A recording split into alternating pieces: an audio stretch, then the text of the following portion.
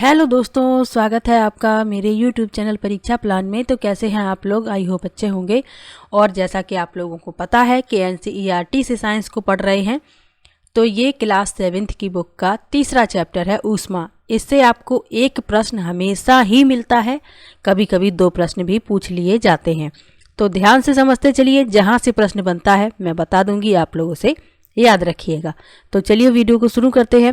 यदि वीडियो देखने के बाद आपको अच्छा लगे तो वीडियो को लाइक और शेयर कर दीजिएगा, और यदि आप चैनल पर नए हैं तो चैनल को सब्सक्राइब कर लीजिए। तो चलिए शुरू करते हैं। लिखा है, आप जानते हैं कि ऊनी वस्त्र जांतव रेशों से बनाए जाते हैं। जांतव यानी जंतुओं से जो रेशे प्राप्त किए जाते हैं, उन्हीं से ऊनी वस्त्र बनाए जाते हैं। ये हम सभी लोग जानते हैं। ऊन बनाया जाता है भेड़ के बालों से, बकरी के बालों से पश्मीना शॉल बनाई जाती है। तो ये जांतव रेशे होते हैं। आगे लिखा है, आप यह भी जानते हैं कि सूती वस्त्र पादप रेशों से बनाए जाते हैं। जो सूती वस्त्र होते हैं वह पेड़ पौधों से जो रेशे प्राप्त होते हैं उससे बनाए जाते हैं। हम शीतकाल में ऊनी वस्त्र पहनते हैं जो हमें गर्म रखते हैं। जब मौसम गर्म होता है तब हम हल्के रंग के सूती वस्त्र पहनना पसंद करते हैं। ये हमें ठंडक का अनुभव कराते हैं। आप यह जानने के लिए अवश्य ही उत्सुक होंगे कि किसी विशेष ऋतु के लिए विशेष प्रकार के वस्त्र ही क्यों उपयुक्त होते हैं। शीतकाल में आप घर के अंदर ठंड का अनुभव करते हैं। यदि आप बाहर धूप में आ जाएं तो गर्मी का अनुभव करते हैं। ग्रीष्मकाल में तो आप घर के अंदर भी गर्मी का अनुभव करते हैं। हम यह कैसे जान पाते हैं कि कोई वस्तु गर्म है अथवा ठंडी? हम कैसे पता लगाते हैं कि कोई वस्तु कितनी गर्म अथवा कितनी ठंडी है? इस अध्याय में हम इसी प्रकार के कुछ प्रश्नों का उत्तर जानने का प्रयास करेंगे। अच्छा लेसन है, आपको 1-2 प्रश्न अवश्य ही मिलेंगे, और जो पिछले वर्ष के पेपर कराए हैं उनमें ये प्रश्न थे जो पूछे जा चुके हैं। तो ध्यान से इसको समझिएगा। तो सबसे पहले जानेंगे गर्म तथा ठंडा, गर्म और ठंडी वस्तुओं के बारे में, कि हमारे दैनिक जीवन में जो वस्तुएं होती हैं कुछ ठंडी होती हैं कुछ गर्म होती हैं, उनके बारे में लिखा है, अपने दैनिक जीवन में हम अनेक वस्तुओं के संपर्क में आते हैं। इनमें से कुछ गर्म हैं और कुछ ठंडी। चाय गर्म तथा बर्फ ठंडी होती है। सारणी दी गई है यहाँ पर, और आपको चिन्हित करना है कि कौन सी वस्तु ठंडी है कौन सी गर्म है। आगे लिखा है, हम देखते हैं कि कुछ वस्तुएं ठंडी हैं जबकि कुछ गर्म। आप यह भी जानते हैं कि कुछ वस्तुएं दूसरी वस्तुओं की अपेक्षा अधिक गर्म होती हैं जबकि कुछ दूसरी वस्तुओं की अपेक्षा अधिक ठंडी होती हैं। हम कैसे ज्ञात करते हैं कि कोई वस्तु दूसरी वस्तु की अपेक्षा गर्म है? प्रायः हम इसका पता वस्तुओं को स्पर्श करके लगाते हैं।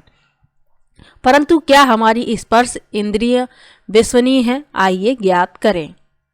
तो ये क्रियाकलाप लिखा है, इसको पढ़ना आवश्यक नहीं है। लिखा है, किसी वस्तु की उष्णता की विश्वसनीय माप उसके ताप से की जाती है। ताप मापने के लिए उपयोग की जाने वाली युक्ति को तापमापी यानी कि थर्मामीटर कहते हैं।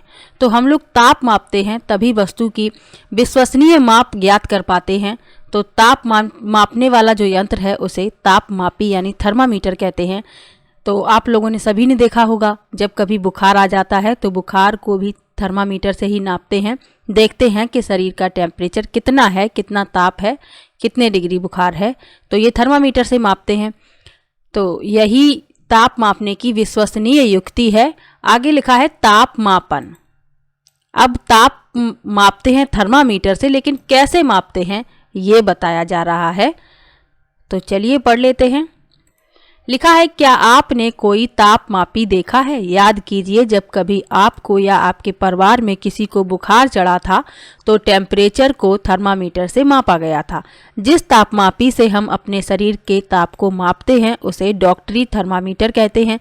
किसी थर्मामीटर को अपने हाथ में पकड़िए, इसका ध्यानपूर्वक प्रेक्षण कीजिए। यदि आपके पास थर्मामीटर नहीं है तो अपने मित्र के साथ सम्मिलित हो जाइए।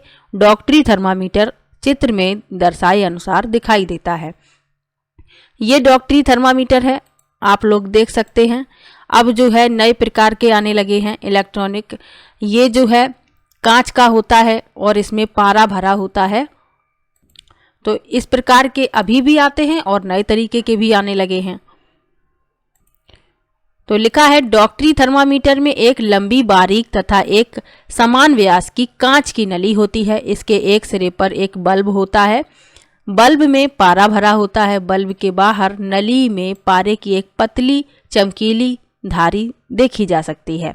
यदि पारे की यह धारी आपको दिखाई ना दे तो थर्मामीटर को थोड़ा सा घुमाइए जब तक कि आपको उसमें धारी ना दिखाई देने लगे। थर्मामीटर पर आपको ताप मापने का मापक्रम भी दिखाई देगा। उपयोग किए जाने वाला यह मापक्रम सेल्सियस स्केल है जिसे C द्वारा दर्शाते हैं। तो इस थर्मामीटर का जो ताप मापने का मापक्रम यानी स्केल है वह सेल्सियस स्केल है और इसे C द्वारा दर्शाया जाता है। इसको याद रखिएगा। अब ये इम्पॉर्टेंट है और यहीं से प्रश्न पूछा जाता है। डॉक्टरी थर्मामीटर से हम 35 डिग्री सेल्सियस से 42 डिग्री सेल्सियस के ताप ही माप सकते हैं। परसर पूछा जाता है। आपको परसर याद रखना है, डॉक्टरी थर्मामीटर का भी और प्रयोगशाला थर्मामीटर का भी। ये प्रश्न पूछा जा चुका है तो आपको इसका परसर याद रखना है। आगे लिखा है मानव शरीर का सामान्य ताप 37 डिग्री सेल्सियस है। ध्यान दीजिए कि ताप को इसके मात्रक के साथ व्यक्त किया गया है। तो ताप को मात्रक के साथ व्यक्त किया जाता है। तो सामान्य ताप 37 डिग्री सेल्सियस है। इससे थोड़ा ज़्यादा भी हो सकता है, थोड़ा कम भी हो सकता है। जरूरी नहीं है कि यदि आप अपने शरीर का ताप मापते हैं सामान्य परिस्थिति में तो 37 डिग्री सेल्सियस ही आए। कुछ अधिक भी हो सकता है और कुछ कम भी हो सकता है। आगे लिखा है डॉक्टरी थर्मामीटर को केवल मानव शरीर का ताप मापने के लिए ही डिजाइन किया गया है। मानव शरीर का ताप सामान्यतः 35 डिग्री सेल्सियस से कम तथा 42 डिग्री सेल्सियस से अधिक नहीं होता। यही कारण है कि इस थर्मामीटर का परसर 35 डिग्री सेल्सियस से 42 डिग्री सेल्सियस होता है। इसे नोट कर लीजिए या याद रखिए। डॉक्टरी थर्मामीटर का परसर 35 डिग्री सेल्सियस से 42 डिग्री सेल्सियस होता है। तो डॉक्टरी थर्मामीटर के बारे में जान लिया। अब प्रयोगशाला थर्मामीटर के बारे में पढ़ेंगे। इससे भी प्रश्न जो पूछा जाता है वो परसर से ही पूछा जाता है और प्रश्न ऐसे भी पूछा जाता है कि कथन दिए होते हैं और उनमें या तो गलत कथन पहचानना होता है या सही कथन पहचानना होता है। तो आपको ये बातें सभी याद रखनी है। परसर है और भी इसके अलावा डॉक्टरी थर्मामीटर जो है मानव शरीर के ताप के लिए ही उपयोग किया जाता है और जो भी महत्वपूर्ण तथ्य हैं उनको बताते चल रहे हैं तो उनको याद रखिए। अब पढ़ लेते हैं प्रयोगशाला थर्मामीटर के बारे में। लिखा है हम अन्य वस्तुओं के ताप कैसे मापते हैं। इसके लिए अन्य तापमापी काम में लाते हैं। ऐसा ही एक तापमापी प्रयोगशाला तापमापी है। आपके अध्यापक इस तापमापी को आपको दिखाएंगे। इसे ध्यान से देखिए तथा इससे मापे जा सकने वाले अधिकतम तथा न्यूनतम ताप को नोट कीजिए। प्रयोगशाला तापमापी का परसर प्रायः -10 डिग्री सेल्सियस से 110 डिग्री सेल्सियस होता है। इसे नोट कर लीजिए या याद रखिए। दोनों ही परसर एक साथ लिख लीजिएगा, डॉक्टरी थर्मामीटर के भी और प्रयोगशाला थर्मामीटर का भी, तो दोनों आपको याद रहेंगे।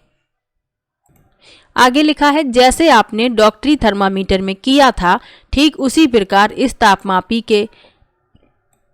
तापमापी के भी किसी सबसे छोटे भाग द्वारा दर्शाए जाने वाले ताप का मान ज्ञात कीजिए। तापमापी द्वारा दर्शाए गए ताप को ठीक ठीक पढ़ने के लिए आपको ताप के इस मान की आवश्यकता होगी। तो ये प्रयोगशाला थर्मामीटर होता है। यहाँ आप देख सकते हैं काफ़ी बड़ा यहाँ पर दिखाया गया है। ये येलो कलर से जो दिख रहा है ये प्रयोगशाला थर्मामीटर है और इसे इस प्रकार से उपयोग करते हैं। यहाँ इस चित्र में आप देख सकते हैं बीकर में जल भरा हुआ है और इसको ऐसे इसमें खड़ा रखा जाता है और ताप को मापा जाता है। यहाँ लिखा हुआ है विभिन्न प्रयोजनों के लिए विभिन्न प्रकार के तापमापी उपयोग किए जाते हैं। मौसम की रिपोर्ट में दिए गए अधिकतम तथा न्यूनतम तापों की जानकारी देने के लिए अधिकतम न्यूनतम तापमापी का उपयोग किया जाता है। ये बूझो है और ये क्या कह रहा है कि इसके मन में एक सवाल आया कि बूझो को अब समझ में आ गया है कि उच्च तापों को मापने के लिए डॉक्टरी थर्मामीटर का उपयोग क्यों नहीं करना चाहिए, लेकिन अब भी वह उलझन में है कि क्या प्रयोगशाला तापमापी द्वारा उसके शरीर का ताप मापा जा सकता है। अब बूझो के मन में ये सवाल है कि प्रयोगशाला थर्मामीटर से क्या हम अपने शरीर का ताप माप सकते हैं। तो यहाँ लिखा है, इस क्रियाकलाप को पढ़ लेते हैं। लिखा है, एक बीकर या मग में थोड़ा गर्म जल लीजिए, तापमापी के बल्ब को जल में डुबोइए, पारे के तल के स्थिर होने तक प्रतीक्षा कीजिए। जब पारे का तल स्थिर हो जाए तो ताप नोट कीजिए। अब तापमापी को जल से बाहर निकालिए, ध्यानपूर्वक के देखिए कि क्या होता है। क्या आप देखते हैं कि जैसे ही तापमापी को जल से बाहर निकालते हैं पारे का तल गिरने लगता है। इसका अर्थ है कि किसी प्रयोगशाला तापमापी द्वारा ताप का पाठ्यांक तभी नोट करना चाहिए जब उसका बल्ब जल या उस वस्तु में रखा है जिसका ताप मापना है। स्मरण कीजिए कि आपने अपने शरीर का ताप मापते समय आपको पाठ्यांक नोट करने के लिए थर्मामीटर को मुंह से बाहर निकालना पड़ता है। क्या तब आप प्रयोगशाला तापमापी को अपने शरीर का ताप मापने के लिए उपयोग कर सकते हैं। स्पष्ट है कि प्रयोगशाला तापमापी का उपयोग इस प्रयोजन के लिए सुविधाजनक नहीं है। डॉक्टरी थर्मामीटर को मुंह से बाहर निकाल लेने पर पारे का तल नीचे या ऊपर क्यों नहीं होता। किसी डॉक्टरी थर्मामीटर का फिर से परीक्षण कीजिए। क्या आप बल्ब के पास कोई विभंग देखते हैं। ये बल्ब के पास विभंग होता है। यह पारे के तल को अपने आप नीचे गिरने से रोकता है, जबकि जो प्रयोगशाला थर्मामीटर होता है उसमें ऐसा नहीं होता है। जब प्रयोगशाला थर्मामीटर से किसी भी वस्तु का ताप मापा जाता है तो जब जैसे हमें गर्म जल का ताप मापना है उसमें प्रयोगशाला थर्मामीटर को डालना पड़ता है। जब उसको आप बाहर निकाल लेते हैं तो उसका जो पारे का तल है वह ऊपर नीचे हो जाता है, लेकिन डॉक्टरी थर्मामीटर में ऐसा नहीं होता। इसीलिए हम लोग प्रयोगशाला थर्मामीटर से अपने शरीर का ताप नहीं माप सकते। तो अब आप समझ गए होंगे कि इन दोनों में क्या अंतर है।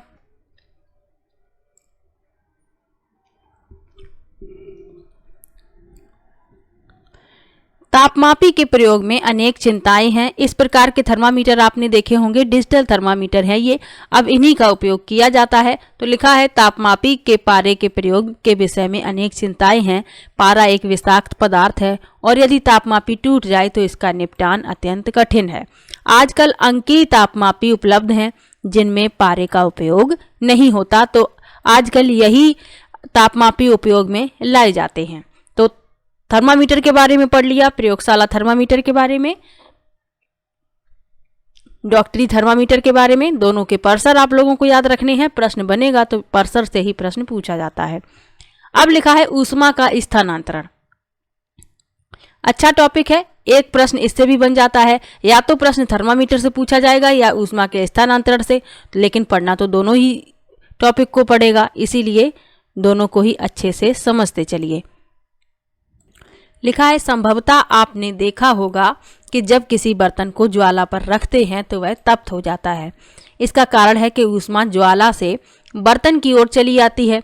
जब बर्तन को ज्वाला से हटा लेते हैं तो यह धीरे धीरे ठंडा हो जाता है। यह ठंडा क्यों हो जाता है? ऊष्मा बर्तन से प्रवेश की ओर स्थानांतरित हो जाती है। इस प्रकार आप समझ सकते हैं कि दोनों ही स्थितियों में ऊष्मा गर्म वस्तु से ठंडी वस्तु की ओर प्रवाहित होती है। वास्तव में ऊष्मा सदैव गर्म वस्तु से अपेक्षाकृत ठंडी वस्तु की ओर प्रवाहित होती है। तो ये आपको याद रखना है, ऊष्मा गर्म वस्तु से ठंडी वस्तु की ओर प्रवाहित होती है। तो ऊष्मा किस प्रकार स्थानांतरित होती है इसके बारे में लिखा है। तो ऊष्मा स्थानांतरण की 3 विधियां हैं, चालन, संवहन और विकिरण। इन तीनों विधियों को आप लोगों को याद रखना है। ये जो क्रियाकलाप लिखे हैं ये इन्हीं को समझाने के लिए लिखे हैं।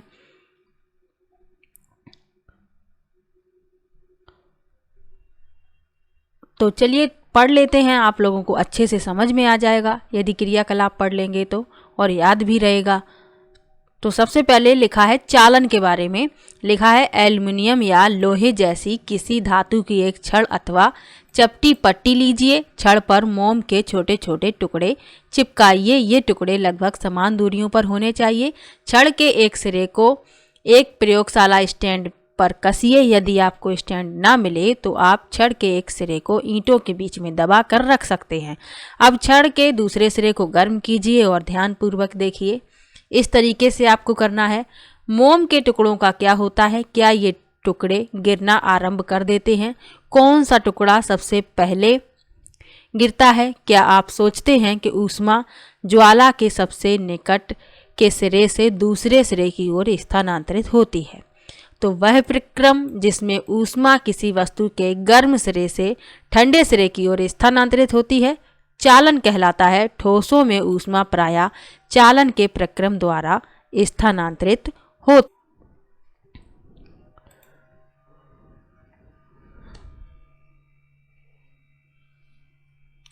आगे लिखा है, क्या सभी पदार्थों में ऊष्मा का चालन आसानी से हो जाता है? आपने अवश्य देखा होगा कि खाना पकाने के लिए उपयोग किए जाने वाले धातु के बर्तन में प्लास्टिक या लकड़ी की हत्ती लगी होती है। तो वह इसीलिए लगाई जाती है ताकि आपका हाथ ना जले। और आपने ये भी देखा होगा कि कभी कभी जब जैसे सब्जी पक रही होती है उसमें चम्मच यदि पड़ा रह जाए कढ़ाई में तो वह चम्मच बहुत गर्म हो जाता है, तो वह चालन के द्वारा ही गर्म होता है। ये भी याद रखिए, ये चालन का ही उदाहरण है। आगे लिखा हुआ है, महत्वपूर्ण तथ्य है, इसको याद रखिए। लिखा है, जो पदार्थ अपने से होकर ऊष्मा को आसानी से जाने देते हैं उन्हें ऊष्मा का चालक कहते हैं। इनके उदाहरण हैं एल्युमिनियम, आयरन, कॉपर। जो पदार्थ अपने से होकर ऊष्मा को आसानी से नहीं जाने देते उन्हें ऊष्मा का कुचालक कहते हैं। तो कुचालक और चालक पदार्थों को याद रखना है। जिनमें ऊष्मा का स्थानांतरण आसानी से हो जाए चालक या सुचालक कहलाते हैं। जिनमें ऊष्मा का स्थानांतरण ना हो उन्हें कुचालक कहते हैं। कुचालक पदार्थ कौन कौन से होते हैं? प्लास्टिक, लकड़ी, रबर, ये सभी क्या है? ऊष्मा के कुचालक हैं।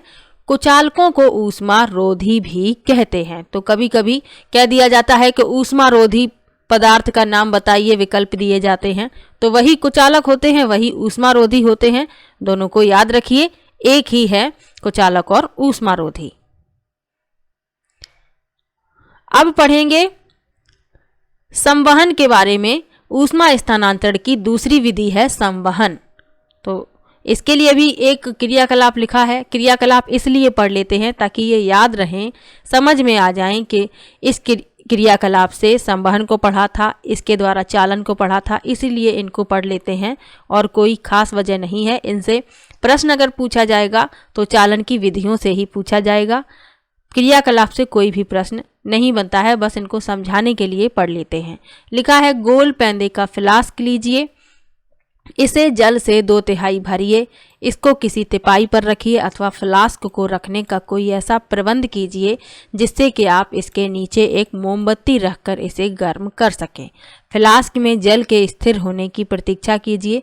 एक स्ट्रॉ की सहायता से फ्लास्क के पेंदे पर पोटेशियम परमैंगनेट का एक क्रिस्टल धीरे से रखिए। अब क्रिस्टल के ठीक नीचे मोमबत्ती जलाकर जल गर्म कीजिए। इस तरीके से आपको करना है।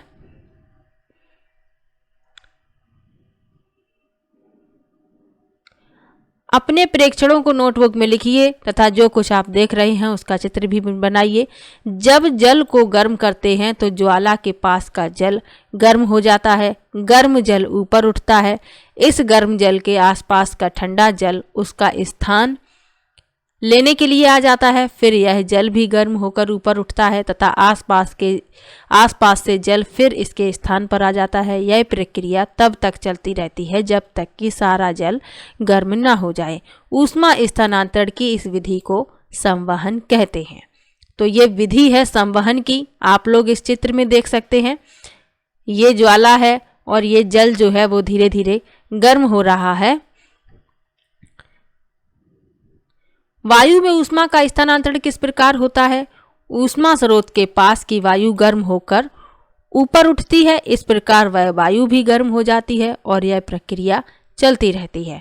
तो इसी प्रकार से जो वायु है वो भी गर्म होती है। ऊष्मा स्रोत के पास की वायु गर्म होकर ऊपर उठ जाती है और उसके आसपास की वायु गर्म हो जाती है। यही प्रक्रिया चलती रहती है।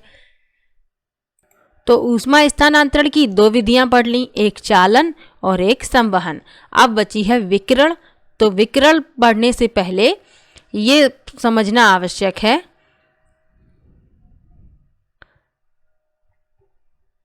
समुद्री समीर और थल समीर के बारे में। तो चलिए इसको पढ़ लेते हैं। लिखा है, ध्यान दीजिए, ऊपर की ओर वायु संवहन द्वारा गर्म होती है, इसलिए ज्वाला से ऊपर का हाथ गर्मी अनुभव करता है, तथापि पार्श्व की वायु संवहन द्वारा गर्म नहीं होती, इसलिए यह वायु लौ के ऊपर की वायु जैसी गर्म नहीं लगती। तटीय क्षेत्रों में रहने वाले लोग एक मनोरंजक परिघटना का अनुभव करते हैं। दिन के समय स्थल जल की अपेक्षा शीघ्र गर्म हो जाता है। जब दिन होती है उस समय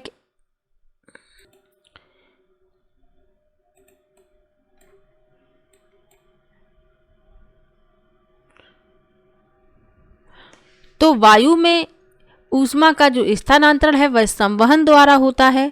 ये बात याद रखिए। उदाहरण में यदि पूछा जाए कि वायु में ऊष्मा का स्थानांतरण किस प्रकार होता है, यदि ये उदाहरण दे दिया जाए और पूछा जाए कि इसमें ऊष्मा का स्थानांतरण किस प्रकार हो रहा है, तो आपको याद रखना है संवहन द्वारा। अब थल समीर और समुद्री समीर के बारे में भी जान लेते हैं। लिखा है, ध्यान दीजिए, ऊपर की ओर की वायु संवहन द्वारा गर्म होती है, इसलिए ज्वाला से ऊपर का हाथ गर्मी अनुभव करता है। इस प्रकार से जब आप करते हैं तो आपका हाथ जो है गर्म अनुभव करता है।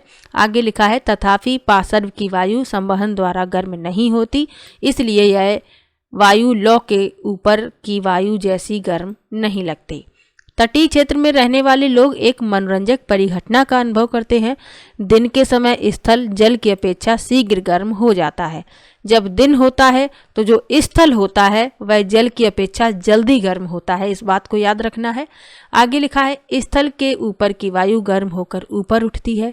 इसका स्थान लेने के लिए समुद्र की ओर से ठंडी वायु स्थल की ओर बहती है। चक्र को पूरा करने के लिए स्थल की ओर से गर्म वायु समुद्र की ओर बह जाती है। समुद्र की ओर से आने वाली वायु को समुद्र समीर कहते हैं। समुद्र समीर की ठंडी वायु का लाभ उठाने के लिए तटीय क्षेत्रों के भवनों में खिड़कियां समुद्र की ओर बनाई जाती हैं।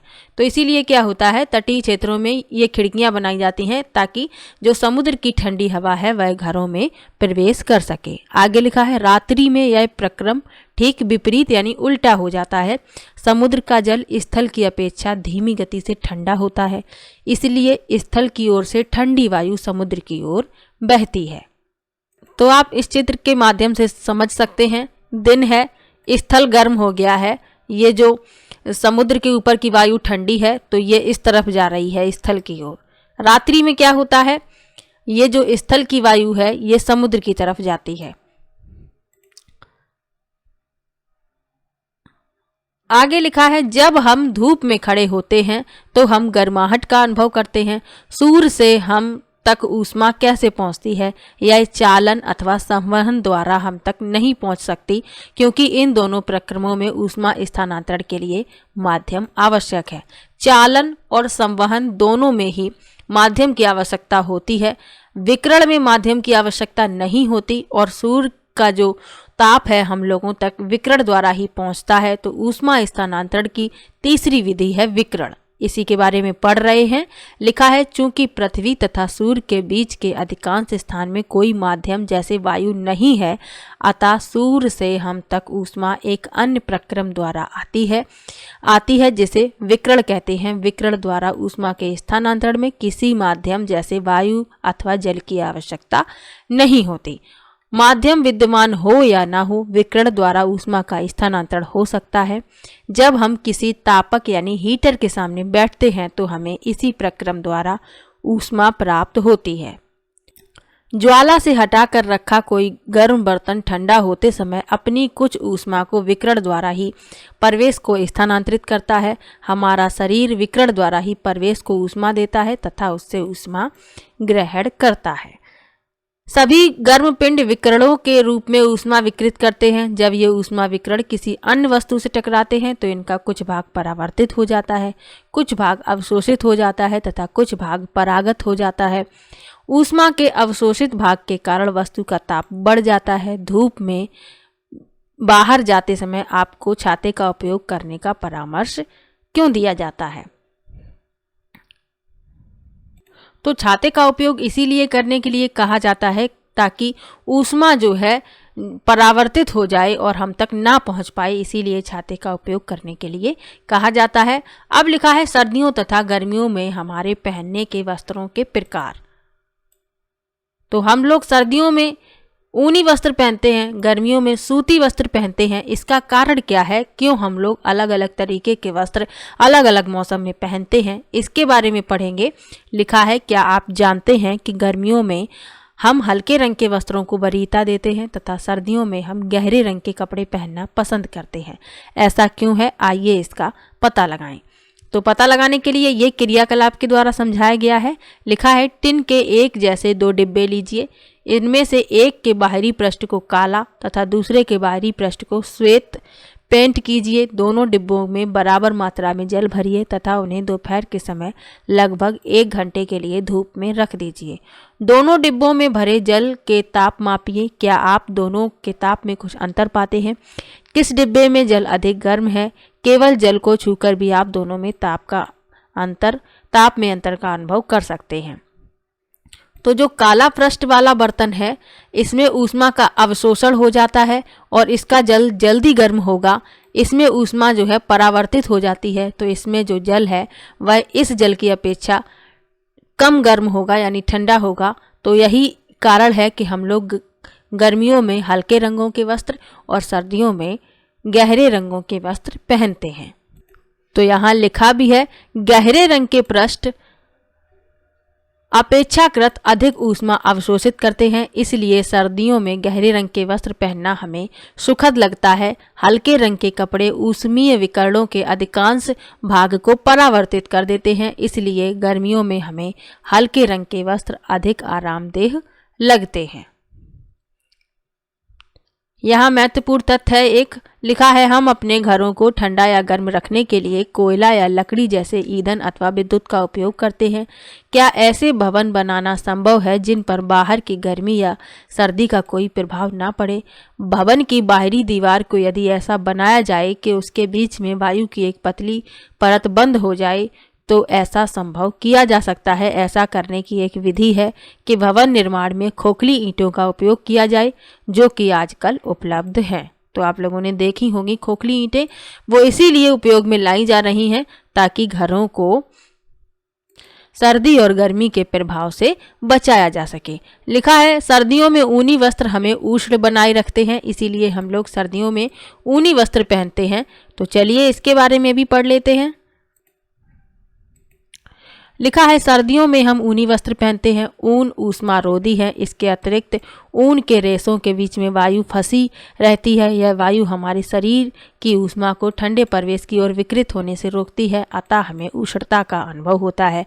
मान लीजिए सर्दियों में आपको एक मोटे कंबल अथवा एक के ऊपर एक जुड़े 2 पतले कंबलों में से किसी एक का चुनाव करके उपयोग करने की छूट दी जाए, तो आप इनमें से किसे चुनेंगे? याद रखिए, 2 कंबलों के बीच में वायु की एक पतली परत विद्यमान है, तो आप लोगों को कौन सा कंबल चुनना चाहिए?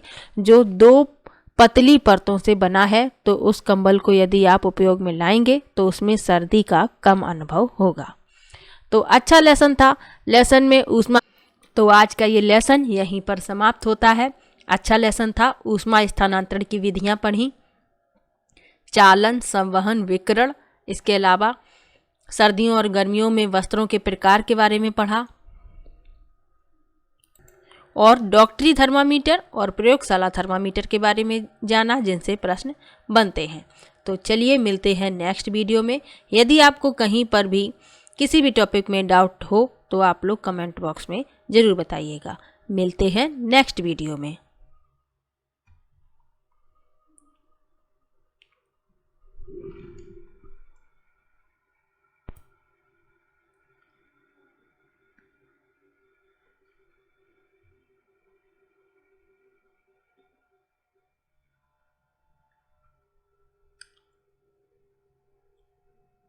तो वीडियो कैसा लगा कमेंट बॉक्स में ज़रूर बताइएगा। वीडियो को लाइक कीजिए, शेयर कीजिए और चैनल को सब्सक्राइब कर लीजिए। मिलते हैं नेक्स्ट वीडियो में, तब तक के लिए बाय बाय।